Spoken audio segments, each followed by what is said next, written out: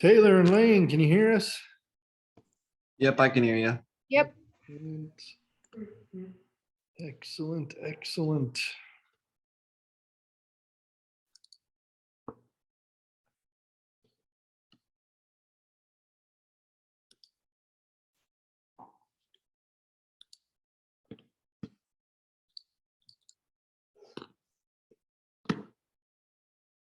Okay. So today we are in section 9.2.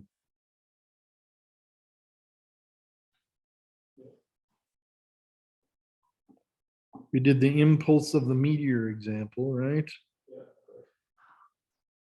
And now we're going to talk about collisions. So remember when we were doing the section on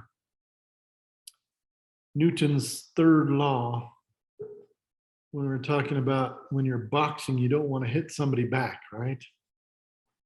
Because the force that you hit with is equal to the force that you get hit with. Does that make sense? The equal and opposite force thing, remember that? So if somebody tries to, if you're holding a piece of tissue paper with two hands and somebody tries to cut it in half, if you hold on to it really tight and don't let it move, the hand will go right through the tissue paper. However, if you let go of the tissue paper so that you're not resisting the hit, you're not hitting back, in other words, their hand will just push the tissue paper. There will not be enough force to break the tissue paper because the tissue paper isn't pushing back. The only thing that's pushing back is a little air resistance.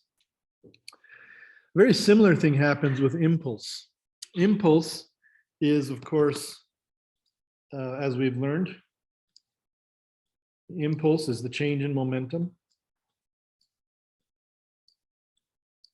And it's also equal to the amount of force that's happening over a certain amount of time. Now we used a dt, we used, oops, that's not what I want to do. We used a derivative, but we're just going to use the delta time here. We used a derivative before. This equation is the same as, let's see, they're using J for impulse.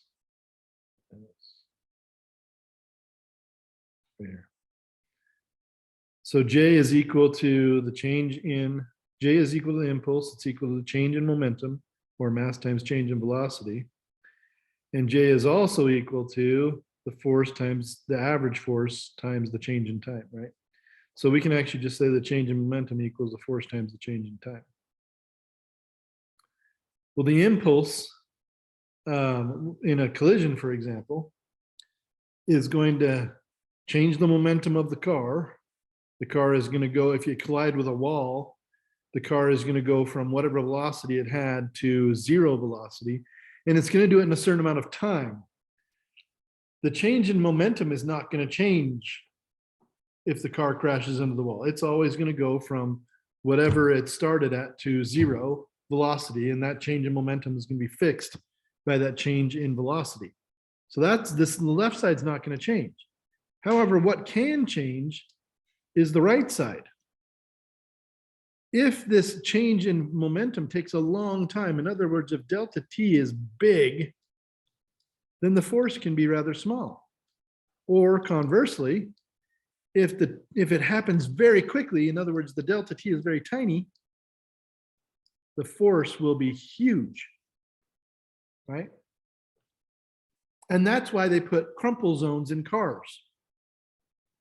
You may or may not have heard this term, but if you were growing up during the 90s and the 80s, they were talking about this all the time because there was one car out there who just changed their design. It was the Volvo from wherever they're from, Finland or Sweden or something. But anyway, the Volvo car company built their cars. They designed them so that they would bend and break and kind of crumple when they hit something. And then that made it take longer for the car to come to a stop, because instead of the car just stopping, it was breaking and bending and folding and all these things. It was crumpling up. And it would take a longer time for it to come to a stop. And that actually created less force on the driver, less force on the car, right? Then around the same time, they invented airbags. So when the person runs into the steering wheel during the collision, they have this bag that slows them down and it takes longer for them to hit the steering wheel.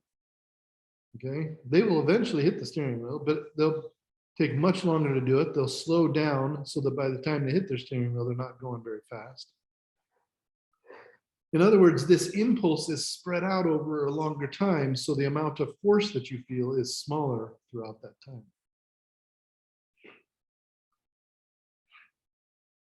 When you're boxing, you do that by rolling with the punch. When somebody punches you, if your head bounces off of their fist, then you have very little time of contact with the fist. And if your head bounces off the fist, that time is very small and the force gets huge. You don't want your head to bounce off somebody's fist. You want it to stay in contact with that fist throughout the hit. Let the fist hit you as you're moving your head away from it, and then continue to move your head away from it until the fist is not in contact with you anymore. And during that time, essentially, you're elongating the time and shortening or making smaller the force.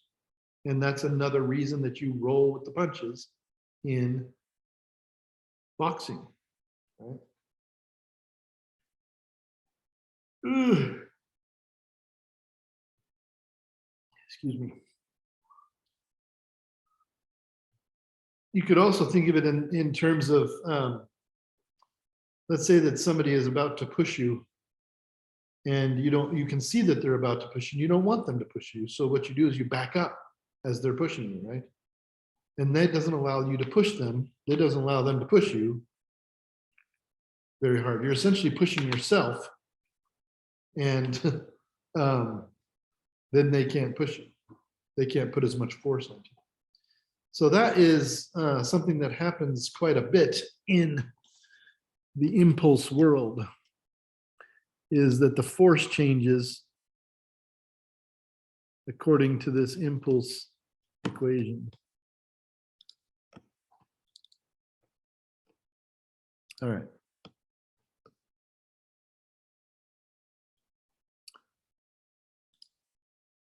So here we have a car traveling at 27 meters per second, about 50 miles an hour, collides with a building,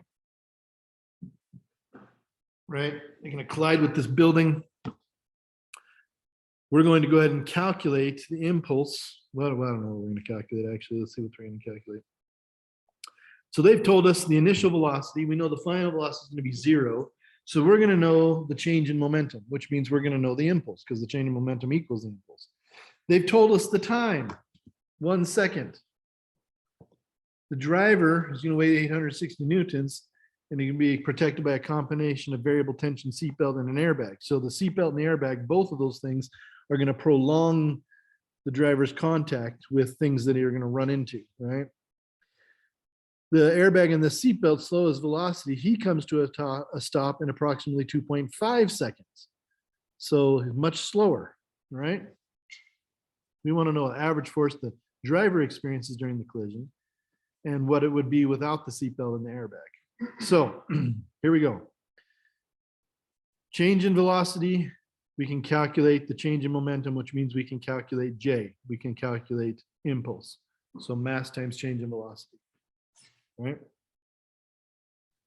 Change in velocity is going to be the 27 meters per second, right? It's the final velocity be 0, initial be 27, so 0 minus a minus 27. If we're starting with a minus, then they get, or we can start with a positive and get minus whatever. The magnitude's what matters. So here we go. We have over 87 kilograms mass times the change in velocity. And we're dividing by the time because we're trying to calculate the force. So we divide both sides by the time. We're calculating the force at 948 newtons in the I-hat direction. Right? So that negative says that the force is in the opposite direction from positive, which was to the right. That makes sense. Now, what happens if that suddenly changes to 1/5 of a second, which is what they're saying it is? Why are they saying? I thought they said it was 1 second. Without all that stuff, I guess it's, yeah. So without the seatbelt and airbag, his stop time would have been approximately 0.2 seconds. They say. So we're going to just change the time. 0.2 seconds. Minus 11,000 newtons, right? So this is like feeling his own weight-ish. This is like feeling 15 times his weight. So that's a lot of force.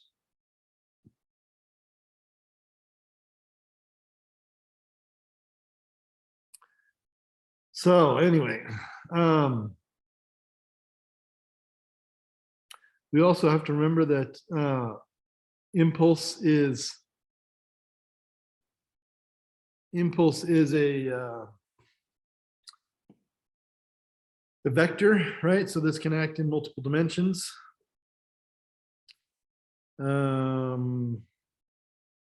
Here they give us a little short version of how to solve problems using the impulse momentum theorem. You have the main idea here is to remember that impulse equals the change in momentum, but also you can calculate impulse by the force that happens during that change in momentum times the time that it takes for that change in momentum to occur. So we often see it written as impulse equals force times change in time, but I just like to write impulse as change in momentum equals force times change in time. That way I just go straight to solving this equation.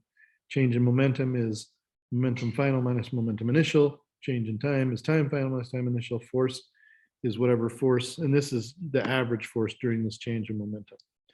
If you're not doing the average force, then all of a sudden this all becomes a differential equation and we have to integrate. Sorry, I have a question on the one that we just did about the force that the guy experienced in the car crash. To transfer that to the force and see how many G's quote unquote that he experienced, would you just divide that by 9.8 and multiply it? You divide it by his weight. And then that's how many G's quote unquote that he experienced. Yeah. So they did that in the problem. And that's 1.1. Right? 1.1 for part A, and part B it's about 14. So about 14 G. Yeah. Yeah, to find out how many G's a force is, you divide by the weight of the object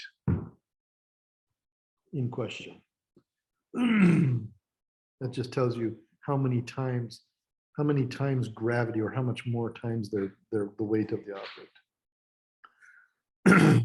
So the last thing really is to determine, or is to realize that this is a vector thing, right?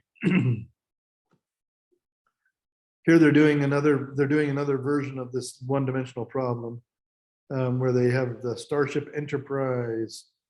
They start from rest to a final speed of 7.5 times 10 to the 7 meters per second in 60 seconds. What is the average full force that the engines applied to the ship? So we're going to say that the mass is 2 billion kilograms, and the impulse is of course equal to the change in momentum. The change in momentum is equal to m times delta v, and that is going to be equal to F times delta t. So like I said, I like to just go straight to this equation. M times delta v equals F delta t. We know the mass, we know the change in velocity, we know the change in time. We're going to calculate the force. They do this whole rigmarole where they go through that every time, but I just like to go straight to this equation. And then we go ahead and solve for the force, and we get 2.5 times 10 to the 15 newtons. That is a huge amount of force, of course. And if we calculate the number of G's, I suppose we want to say, then we say that it's 130,000 G's, right? And of course, if that happened on a spaceship with people on it, all of the people would be plastered against the back walls of the room that they're in, assuming that the walls could handle that kind of impact force. You just have a bunch of liquid people on the back walls. In fact, they wouldn't even be liquid. The pressure would be so huge they'd turn them all into a solid thin layer of carbon atoms, essentially, right? You just have a bunch of it'd probably be diamond. Actually, you probably have a bunch. You turn people into a layer of diamond on the back wall of every room in the spaceship. It's just such an incredible amount of force pushing them back. It might be graphite, but maybe diamond too. But anyway, and that's kind of funny because this points out, a major flaw in the idea of space travel. Because to go that fast, to go quickly in space, to go anywhere in space, you're going to have to move very quickly because you have to go a very long distance. And you want to get up to speed pretty quickly because if you take forever to get up to speed, you're going to be in space forever, right? And so space movies always have this like speed of light thing or this, warp speed thing or whatever else. And they have to justify it somehow. Most space movies don't justify it, actually. Most space movies just kind of say, oh, we're just going to go light speed, right? And they don't ever say how they did it. Star Trek actually does justify it. They call it warp speed. Instead of actually accelerating their spaceship, they actually say that they warp space. And then they travel through this warped space region. So they're not actually accelerating. They're just warping the space that they're traveling through and traveling through it because it's now bent somehow. And that actually is a possibility. That actually has scientific ground to it. People have actually tried, they're actually trying to do that presently in science, is trying to warp space in order to do that. And it is, theoretically possible. It requires an insane amount of energy to make something big go through warp space, to make a warped region of warp space big enough for a large ship to travel through. Like more energy than we could possibly create. But still, it's one justification for it.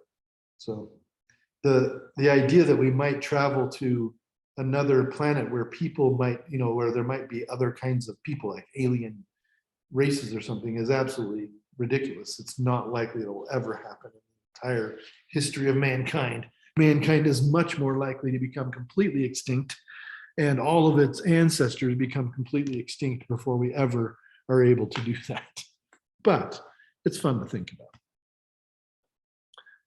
So anyway, people don't understand the vastness of the universe.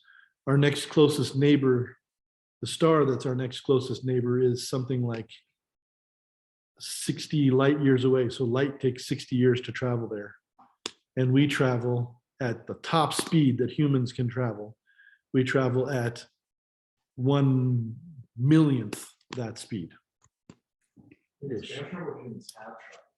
What's that? Is that top speed that can travel or top? That's the top speed that humans have traveled. And that's the top speed that we've made anything travel that could hold anything remotely resembling a human being.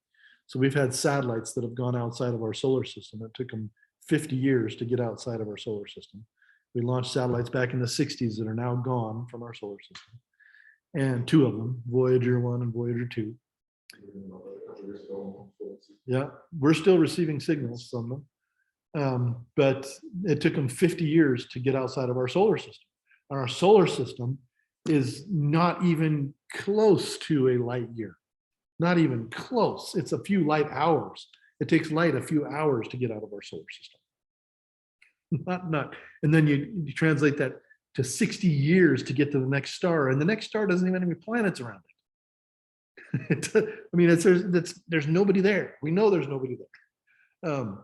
So, and the next star that might have planets around it is way further than that. So it's the possibility that, and not only that, but once we get out of our solar system, there's some really weird stuff going on in space that we don't think we could survive. It's like there's like energy barriers. There's like huge clouds around us of energy that are mysterious and not friendly to us, it seems, from what we've measured. So that's a great question. That's a great question. If you can find the answer to it, tell me, we'll share the Nobel Prize. I don't know.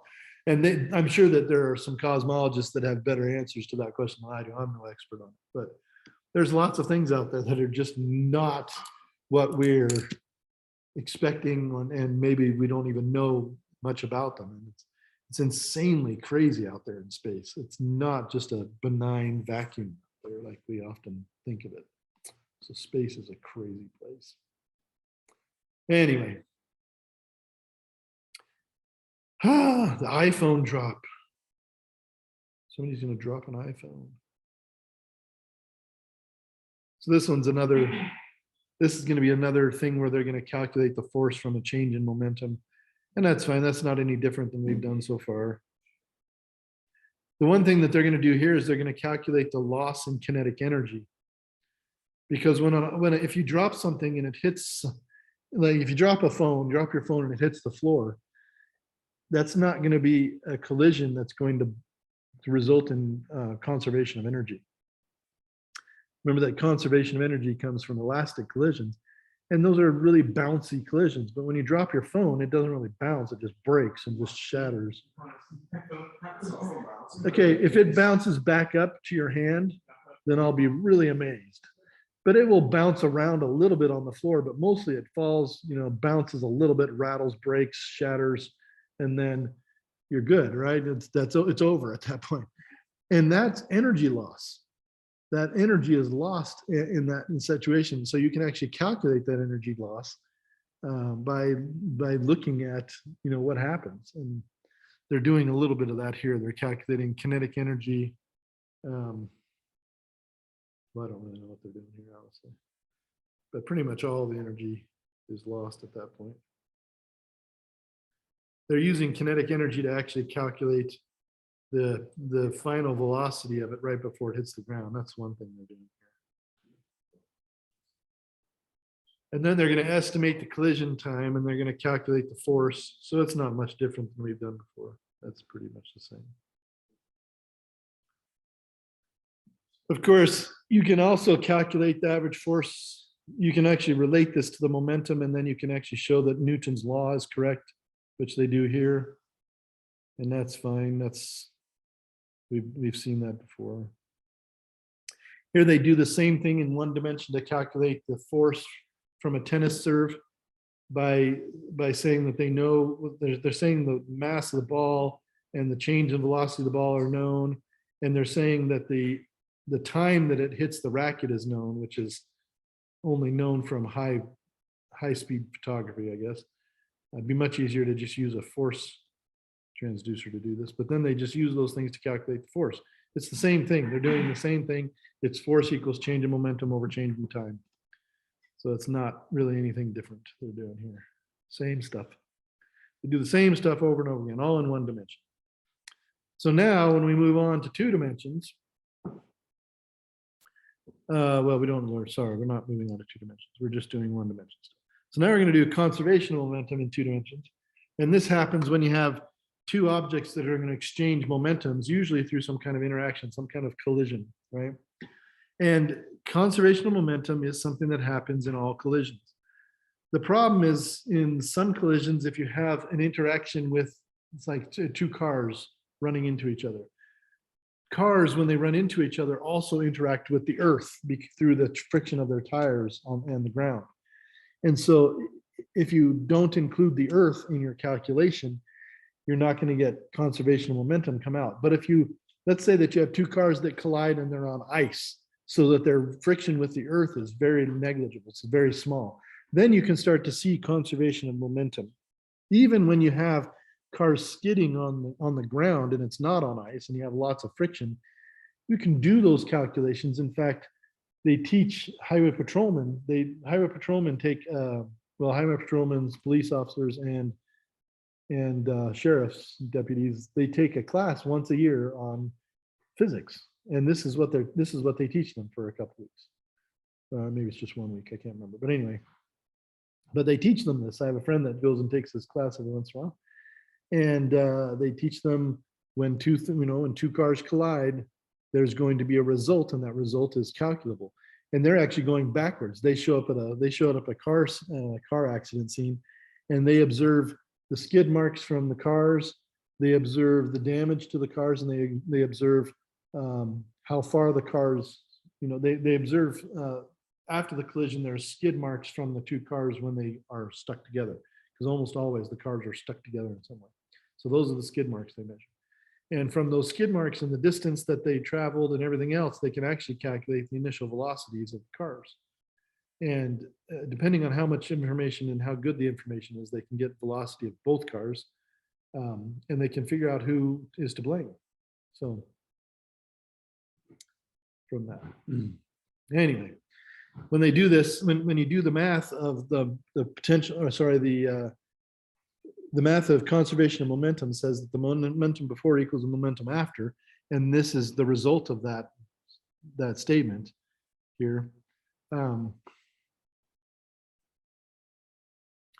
then this essentially is saying that the momentum change is the same for one object in magnitude, but opposite in direction.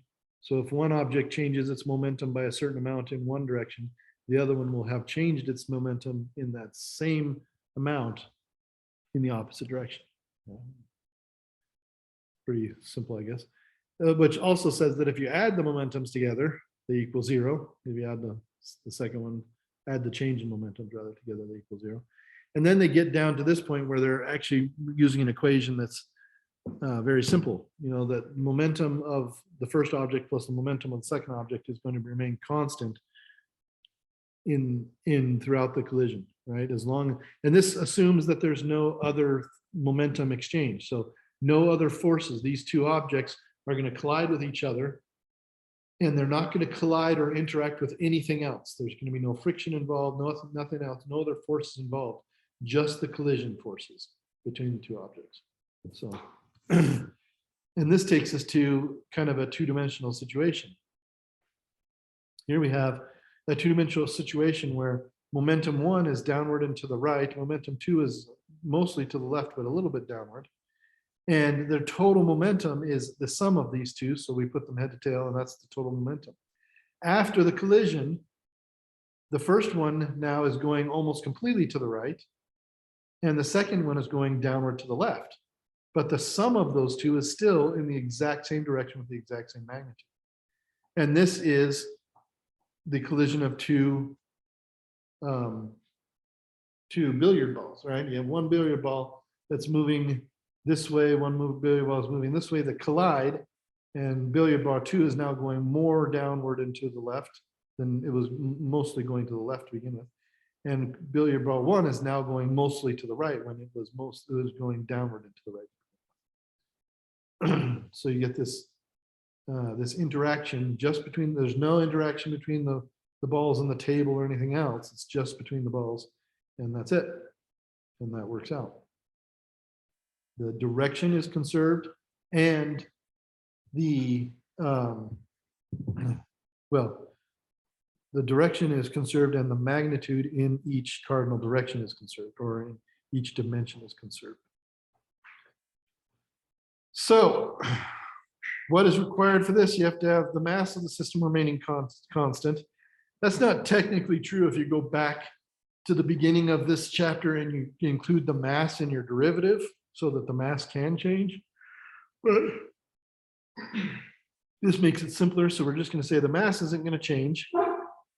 And the net external force on the system is 0. The only forces are between the two objects that are colliding. There's no other forces from the outside. And then if that is the case, then you at any point in time in the system, in a closed system, at any point in time, if you add together all the momentums, they should always be add together to be the same total momentum. That's conservation momentum. Now, this is the beginning of really our first conservation law that actually has held throughout all the science years and the changes to science that have been made. Conservation of energy was debunked by Einstein. Einstein showed that energy is not conserved, it can actually be destroyed, and it can be created. When it's destroyed, it becomes mass. When it's created, mass becomes energy. But momentum has never been this, the conservation of momentum has always been true. Although linear momentum, which what we're talking about, is not quite always true. It's not actually always true, but angular momentum is, which we'll learn about later. But this is the beginning of understanding something that is truly conserved in the universe, which is quite important because conservation laws are one of the kind of fundamental tools that we use to understand the universe. So this is one of the first, and this is the beginning of one of the first, and you will learn more of these the rest of this semester and next semester. So here's an example. We have two cars that are going to collide with each other. There's going to be no interaction between the cars and the ground. It's just going to be between the cars. System of interest is the cars. We have mass 1, we have mass 2. Before they collide, they have momentum 1, momentum 2. And then after they collide, they have momentum 1 prime and momentum 2 prime. And the total momentum after and the total momentum before have to be equal. So we get this equation of P1 plus P2 equals P1 prime plus P2 prime. So now we're going to actually do this on, we're going to do this in a laboratory environment where we have very low friction using some cars, some little carts here that have very low friction. We're also going to create a situation where when the cars collide, they actually stick together. So I actually have cars like this that have like Velcro on them, and you slide them across this track, very low friction track. And when they hit, they collide and become one car. Well, the problem with this is that if momentum final equals momentum initial, and our initial momentum has 2 cars in it, and our final momentum only has 1 car because they're stuck together, then we have to account for that. So our final momentum has 1 car and 1 velocity, where the 1 car is equal to the masses added together. So before, it's mass 1 v1 plus mass 2 v2. They're both in the same direction. And then afterwards, it's mass 1 mass 2 times v final, right? Where v final is just 1 velocity for both cars. And that gives us this equation here where we have mass 1 plus mass 2 times v final equals mass 1 v1 plus mass 2 v2. And it gives us this equation in the end. Now it's all pointing in the same direction. It's all one dimensional. So we don't actually have to have the I hat on there. But we go ahead and we solve for this by plugging in all our masses and velocities that we know, and we get a final velocity here. Is V2, so you got VF, which is velocity final, and you got V2. Does V2 represent the velocity of the second one, which is 0? No, velocity of the second one before it started, before everything started. Well, was velocity 2 0 at the beginning? Oh, no, it wasn't. No, it Sorry. It's rolling at 0.75 on the right. And the second has rolling at 1.33. Yeah. So it'll work if it will work. It'll still work if V2 is 0. So this equation will still work. But this equation that we've just looked at, which looks like this right here, this equation right here, this equation works when you have 2 cars that start off with different velocities. And it doesn't matter if they're going towards each other. Dang it, why can't I just highlight the one? Anyway, this equation here. This equation is works when you have 2 cars that collide with each other in one dimension. And when they collide, they stick together, right? This equation also works if you have an object that is all one thing, and then it breaks apart into multiple things and goes off in different directions. So if you have 2 cars, for example, stuck together, but there's a spring between them, and it's a compressed spring that's that's loaded and locked so that it's not going to expand. And then you let it expand and the cars fly apart in opposite directions, this equation also works. But in that case, the left side is actually the initial side and the right side is the final side, right? And you add them together on one side, and you add the masses together on the other side. You add both masses and velocities, add momentums together. And if you keep this form of the equation, then it will also tell you which direction things are going. It'll give you the correct direction for things and everything else. So this equation is a good one for, this is what we call a perfectly inelastic collision. 2 objects becoming one, or one object becoming multiple objects. Does that make sense? So, and that's of course one dimension, but it does work in multiple dimensions. Well, here we do the bouncing super ball. So the bouncing super ball is a little bit of a problem, because if you're bouncing it off of the ground, then the ball is interacting with the earth. And the super ball is going to give some momentum to the earth, but not much. The earth is so massive, right? That there's no way you could possibly measure the amount of momentum that the earth gains from the super ball hitting. In fact, even a meteor hitting the earth, the size of a school bus, doesn't really affect the earth's momentum that much, right? So it doesn't, this is a weird question in that way, because the change in momentum of the ball is going to be definitely measurable. The ball will bounce off of the earth and it will come back in the opposite direction. So its momentum will actually be negative of what it was before, first of all. And it's actually going to slow down a little bit because of some loss of energy as well. So anyway.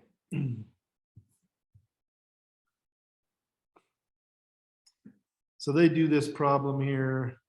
Yeah.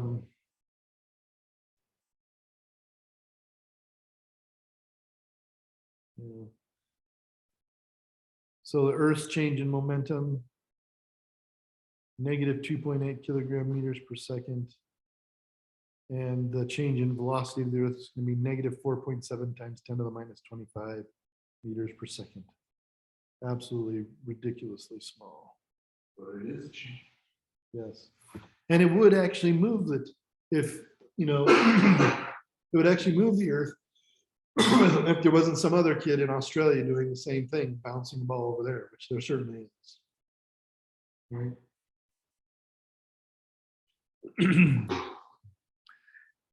Here's the hockey puck thing. In this case, we have two hockey pucks. One is starting at 0 meters per second, one's at 2.5. And then afterwards, the second one's at 2.5. What's the blue one going to be at if they have the same mass? 0. 0. Because if they have the same mass, their total momentum before was 2.5 times the mass of one puck. And the total momentum after is 2.5 times the mass of one puck. And we can see that this one has all the momentum before, and this one has all the momentum afterwards. So this one has to have 0 momentum, which means its velocity has to be 0, right? Don't even have to do the math. And we see that happen. You see that if you've ever played pool, you see that happen, right? You hit a ball perfectly with the cue ball, perfectly right on, and the cue ball will stop and the other ball will go, right? Happens all the time. If you don't do that, if you don't hit it perfectly head on, then it doesn't do that. One of them goes one way, the other one goes the other way at an angle, and so on and so forth. Right?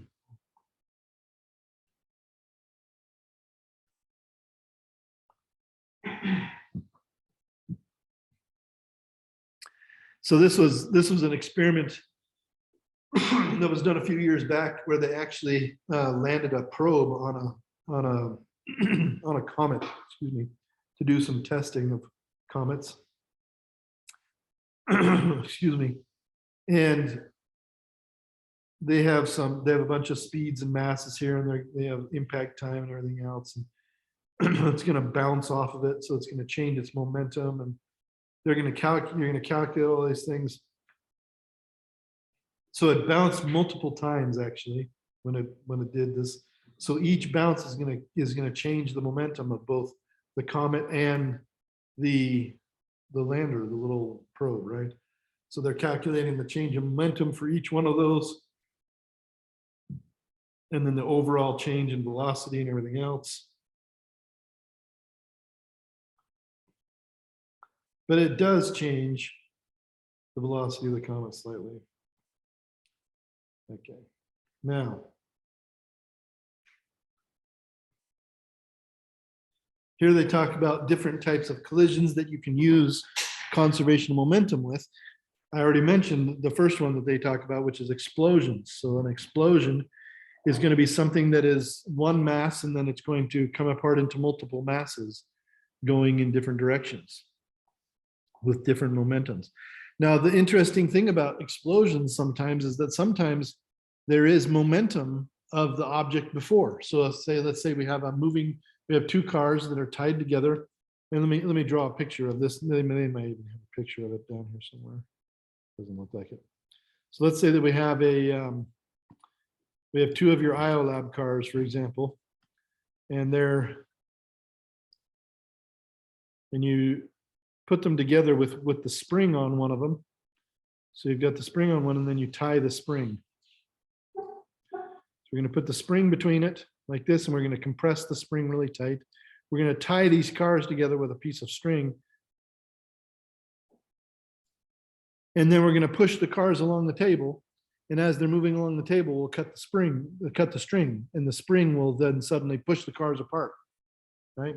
So there is some momentum before, because the cars were moving before I cut the string, and then they'll be moving again afterwards. So there's momentum after, and that's after the explosion. And so there's momentum before and momentum after. But you can also have zero momentum to start with an explosion. You can just let the cars just sit here and then cut the string, and the cars will explode apart from that spring, and they will have some final velocity of each car, right? What's the final momentum of that situation? Where the cars are sitting still before, and then I cut the string and they go blow apart. What's the final momentum of the system afterwards?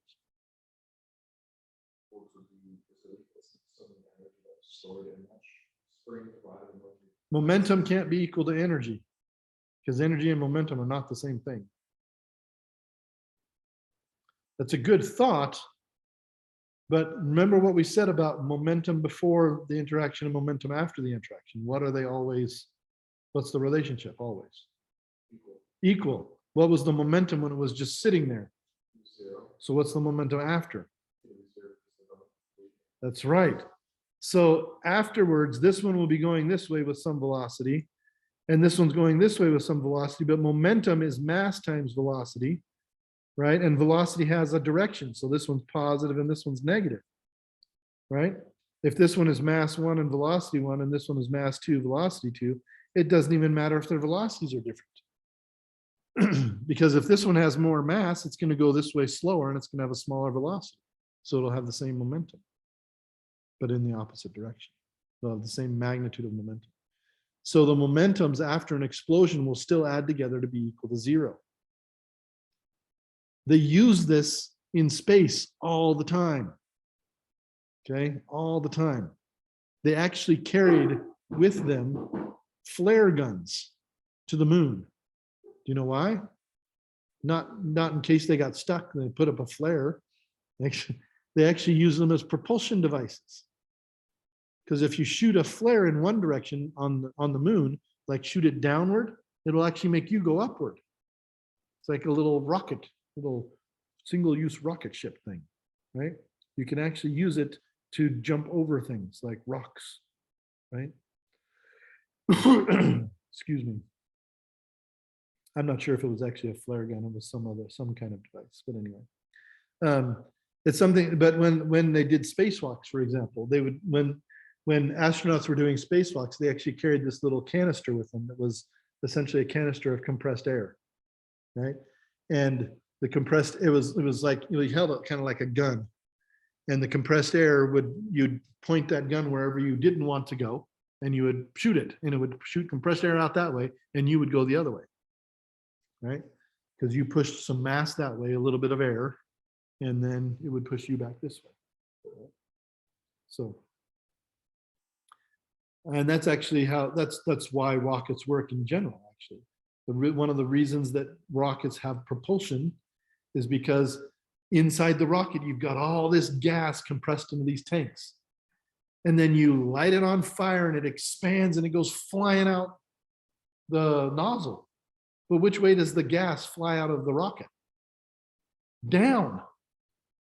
So you're shooting something with some mass down at a super high velocity. So you're creating something that has momentum going down. Well, that means to conserve the momentum of the spaceship that was sitting still, that had no momentum, to conserve momentum, the rocket has to go up because the exhaust is going down. You're creating momentum in the exhaust going down, so the rocket has to go up to conserve momentum. That's how rockets work. It's also how propellers work. Propellers push the air backwards. So which way do the propellers have to move in order to conserve momentum? Forwards, right? So this is conservation of momentum, is all these kinds of things. In fact, all forces behave like this, right? All forces behave like this. Force and momentum are you cannot force and change in momentum. You cannot separate.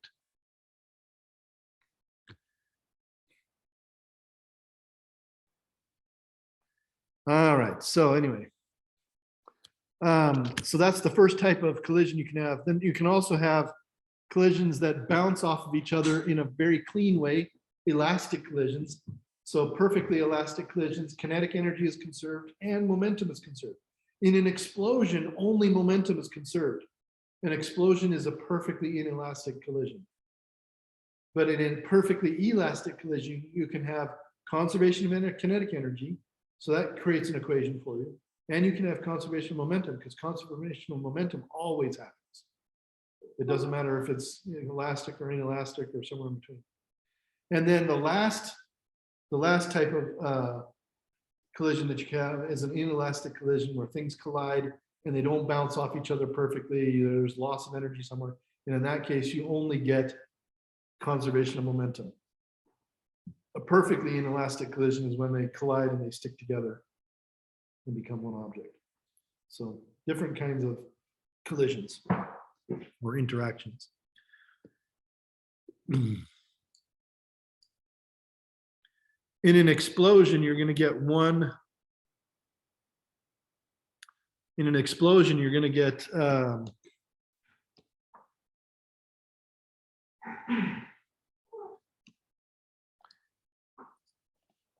in an explosion, you're going to get one equation per dimension.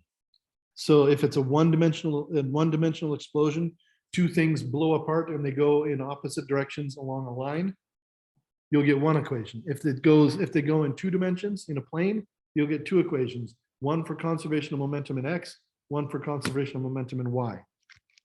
In 3 dimensions, you would get 3 equations. In the kinetic equation, in the elastic collisions, which is the second example here, you're going to get one equation that conserves energy. The kinetic energy will be conserved. So kinetic energy initial is going to equal kinetic energy final. So you just add up all the kinetic energies before, add up all the kinetic energies after, and you're going to get an equation that maybe you can solve for something you don't know. But you will also get, so that's one equation that you'll get, and that one doesn't depend on dimensions. But you're also going to get conservation momentum equations for each dimension that you have. So if it's a 1-dimensional, you get 1 equation. 2 dimensions, you get 1 for X, 1 for Y. 3 dimensions, 1 for X, 1 for Y, 1 for Z. The difference between the explosion and the elastic collision is in the momentum equation, you're going to have a momentum for each object before and a momentum for each object after in each dimension. Each object will have its own momentum. Whereas in the explosion, you're going to have a total, all the masses will be one mass before. It'll just be mass times velocity initial, mass initial times velocity initial. But then that mass is going to break up afterwards. So that's the momentum before with the vector. And then afterwards, you're going to have each individual piece of the original thing will have its own final velocity afterwards.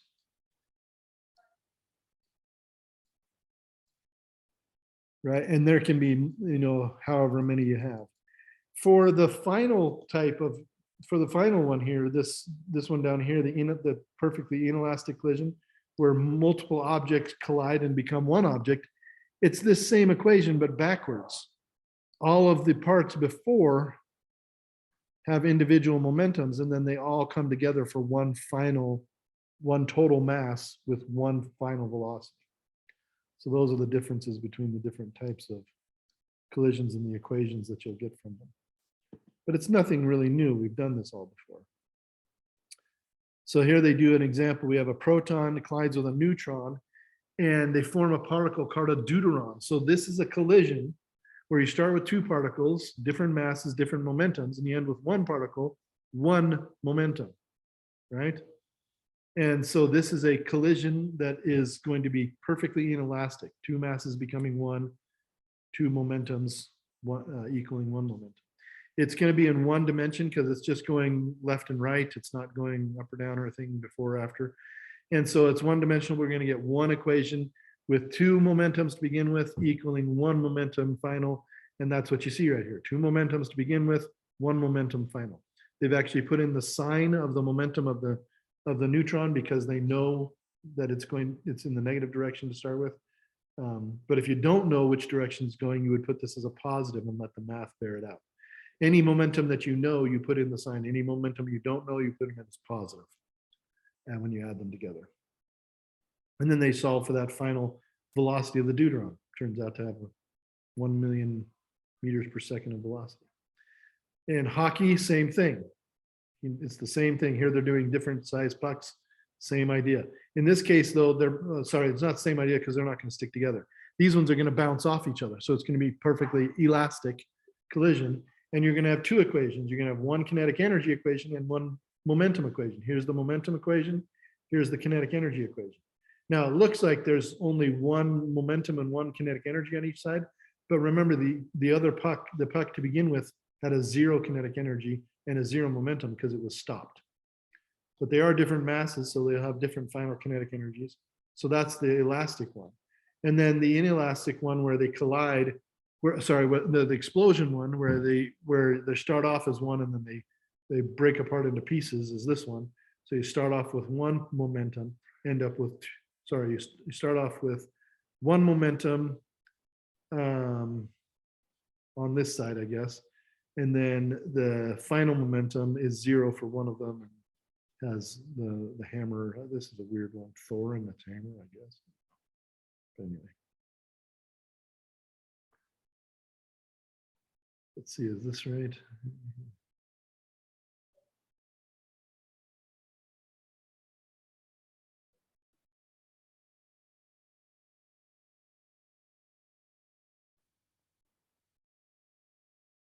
I don't know exactly what they're doing here, but we're out of time.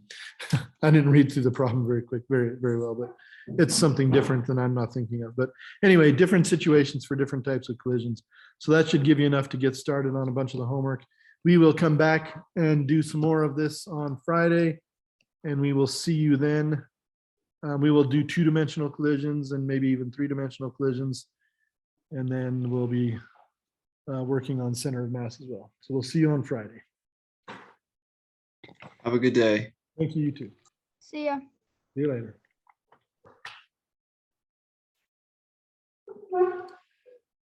Fare thee well.